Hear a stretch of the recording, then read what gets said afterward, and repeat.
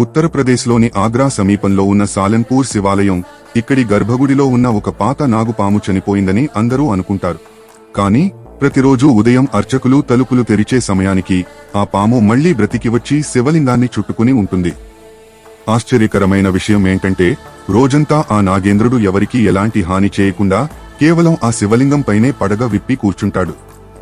సాయంత్రం హారతి ఇచ్చే సమయానికి ఆ పాము మళ్లీ స్పృహ తప్పినట్లుగా చనిపోయినట్లుగా పడిపోతుంది. వాతావరణ మార్పుల వల్ల జరుగుతోందా లేక మరేదైనా కారణమా అని జంతు శాస్త్రవేత్తలు ఎన్నో పరిశోధనలు చేసినా ఈ వింత వెనుక ఉన్న అసలు రహస్యాన్ని నేటికీ ఛేదించలేకపోయారు.